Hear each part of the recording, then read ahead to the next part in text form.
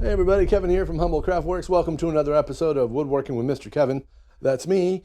And in today's video, in the next couple of videos, I'm going to show you how to build a portable island bar. You can sit at it, it'll hold 2 people. It's got 4 legs with big casters on it, so you can wheel it around wherever the hell you want to. It's got 2 pretty big drawers in it and 2 doors with an adjustable shelf. You can sit at it and you can have cocktails, or you can have breakfast or dinner, or whatever the hell you want. You can even wheel it down the road if you want to, because it has wheels on it and you can roll it anywhere. Today what we're going to do is I'm going to show you how to build the miter fold legs, because it's got a quadruple miter fold leg. And I got to build 4 of those, but I'm going to show you how to build 1 from start to finish, and that's what we're going to do today. So in the next couple of videos, you're going to learn how to build yourself a portable island bar. So I'm going to show you some pictures of it in the intro, and we'll go from there. All right, well, let's get to the video and double miter fold legs from start to finish. Here we go.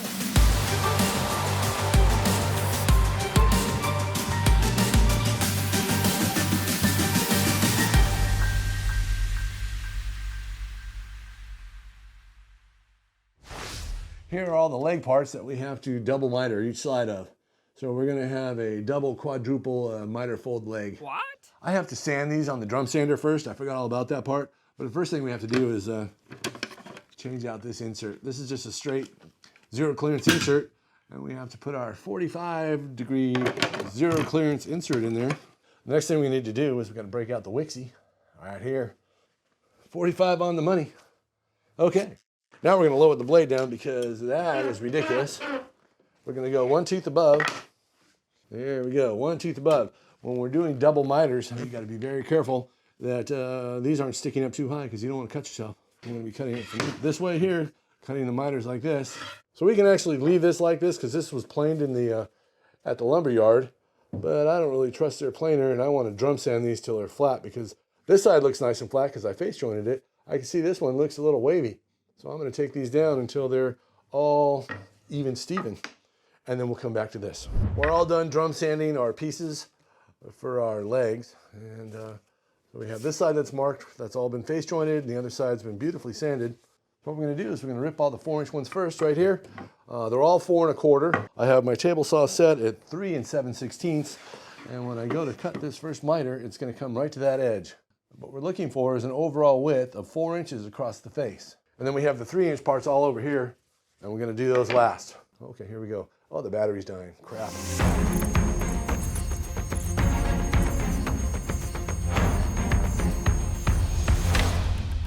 What we want to do now is get 4 inches across the front here. 4 inches. I got it set to 4 inches right there. Hey, my light went out. We're going to flip this over this way. This is the better way to do it. Like this at the end. I'm just going to come down here and mark that. Alrighty, and we're going to put this up against here. Now I'm going to give it the old eyeball. Oh, I know. I'm going to take a picture of it with my camera. I just set like this and I eyeball it right there. We'll get it. See if we can get it on the line. Oh, that's pretty good right there. All right, here we go. Can you see it? Can you see it? Yeah. So that's what I'm going to do. So the pencil line is barely showing. So we're going to start there. And then we're going to kind of work our way back. Let's set the calipers here to 4 inches. We'll try to be as precise as possible, okay? So I got these set at 4 inches. And what I'm going to do is I'm just going to start the saw, and I'm going to just stick it in there really quick, pull it back out, and see what it says. All right, here we go. Yeah, it's still too big. It's still too big. So here we go again. That's pretty damn good right there. These parts are actually 1 inch long. So that's why I'm doing this. It really doesn't matter. I can cut that end off. I'm going to come out just slightly, just a smidge. Magic button. All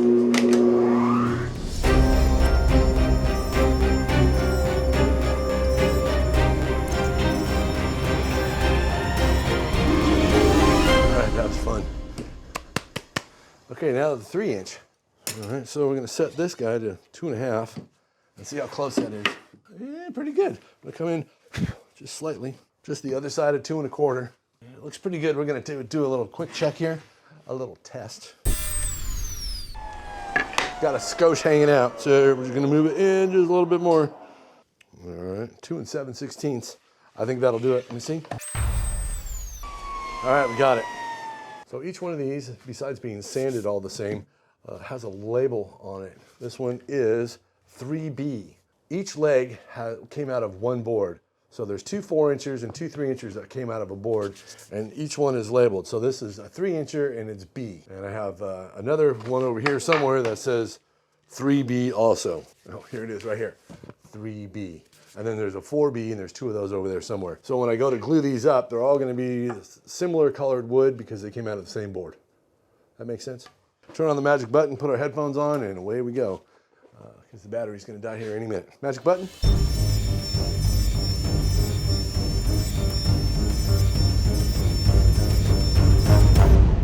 Okay, so this time we're gonna set the square to 3 inches, right?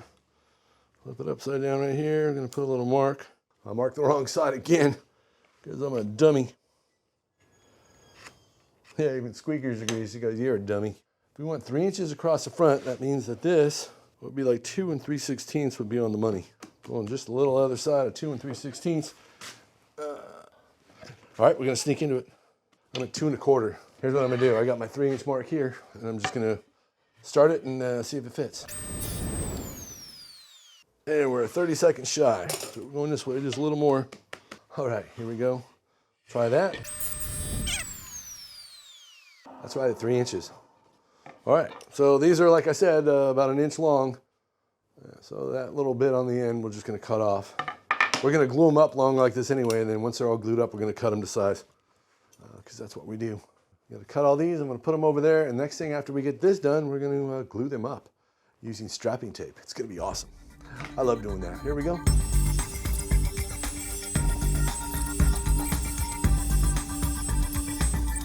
There we go. We're gonna flip you over here, and I'm gonna glue these puppies up. Hope this is helping somebody learn a few things. Squeaker says, "Thanks for watching." Hey everybody, here we go. Everything's been labeled on the end so I know which is which. This is 3D, so it's a 3-incher, board D, and this is a 3D also. This is the 4D right here, and this is the other 4D. This one's kind of the plain Jane of the whole bunch, because you can't always get perfectly quarter-sawn wood always.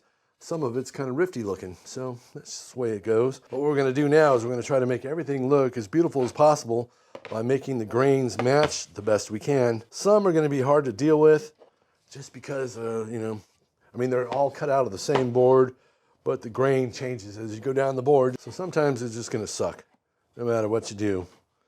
But for the most part, I think I got this pretty decent looking. I'm gonna take a picture of it.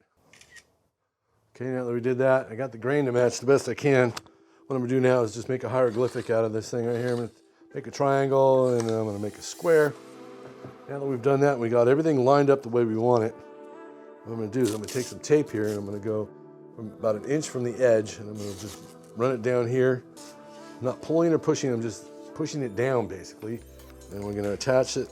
I'm gonna use this as a hinge. I'm gonna put them about every 8 inches apart. Shove that down there, and we're just gonna push down all the way down to the end here. So we're not putting any tension on this, we're just pushing the tape down onto the wood. No pulling, no pushing. I'm gonna save that for later. Now that we've done that, I'm gonna rub everything into place here. I wanna make sure they're really stuck on there, because if they're not, it's gonna pop loose. Okay, so what we're gonna do now is we're gonna make little strips that are about 10 or 11 inches long. And I don't know how many I make, I just make a whole pile of them right here. And when you use this is gonna be our clamps. We're gonna pull this, and we're gonna stretch the tape out over the top of the wood, and the tape being stretched is gonna pull that wood tight together like nobody's business. And a lot of people don't believe that I do it this way, and I tell them every single time, use packing tape. Huh? Well, I'm gonna show you again, use packing tape. And if your project's small and you're trying to glue up a miter, what you want to do is you want to cut the tape in half, so you got little skinny ones like this. So there's half the size, and that will actually stretch more. Now that we've done that, we've got all our tape ready to go. All these are rubbed in place, and we're going to flip this thing over. Ready? Drum roll. Okay, here we go. And here we go. Ooh, success. All right, we're ready to go. Get all the stuff out of the way. I'm gonna shake up our bottle. So I've got my glue brush all ready to go. I'm gonna pre-glue it like this. We're all ready to go, nice and thick. I didn't cut this one down this time, it's just fat. And we're gonna make a line at the very top of this miter and come across and do the same thing on this side. And the one down the middle. You can give it a little wiggle on the inside. All right, then we're gonna just glue this puppy up. And the reason we want to pre-glue this thing is so it'll actually spread glue and not just have all the hair fall out of it as you're pushing it around, pushing glue around. I said the S word, didn't I? Whoops. You want to get enough glue on there so it's white. It's all about the same everywhere you put it. All right, spreading the glue. We're spreading the glue. Oh yeah, I know, shut up. Here we go.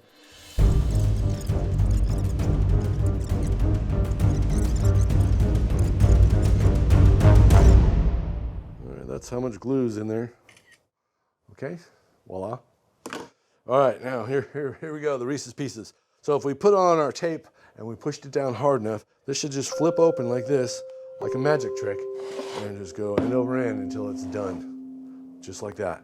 Ta-da! All right, we're gonna take a little paper towel and we're gonna remove the beads of glue from the outside as much as we can from this side, and we're just gonna leave it alone on the bottom. We're not gonna flip it or anything because we wanna keep our hands in the tape as glue-free as possible. I'm gonna start at the end down here, come down, we're gonna rub this in place, hold on to the tape, pull it over the top, pulling, and then down, and then tuck it underneath, and then rub it all into place. And we're gonna do that 9,000 times. All the way down, rub it in place, hold on to the tape, pull across, all the way down, all the way over. And when you get done the next day, your thumb's gonna be killing you. You're like, what did I do to my thumb? You get tough after a while, you get used to it. All right, I'm getting more glues coming out like crazy now. All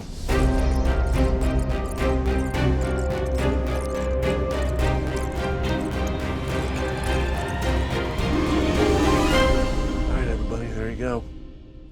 There it was, live on the YouTubes. A double quadruple miter fold leg. And there we go.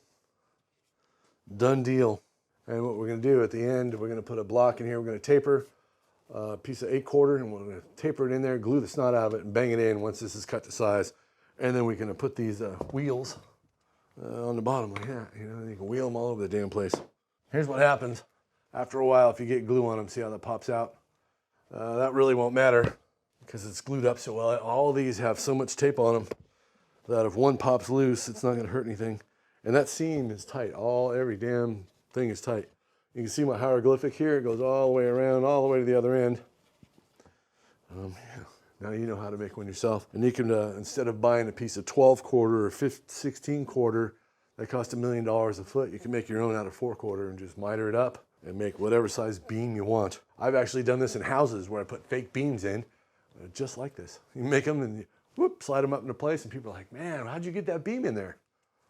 It's magic. It's woodworking magic. And now you just learned woodworking magic. That makes me a wizard. Woo! Mr. Kevin's the wizard of wood. Really? All right, there you go, everybody. Thanks for watching. I hope you enjoyed that. If you did, give me a little thumbs up, and I'll see you next time when we continue on with the face frames and the doors and all sorts of other things until we get this damn thing built. All right, everybody, you have an awesome day. See you soon. Subscribe now.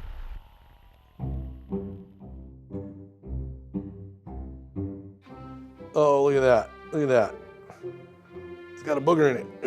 Look at that. Oh, there we go. That was like a sex tape thing. Whoops. Cover your children's eyes for that one. Yee. Oh my God. So if you're one of those people that like gluing stuff up like I do, this is a blast. I love gluing stuff up. Yeah. Whee. See the grain kind of matches all the way around. The tape matches all the way around too. It's pretty cool. Ta-da!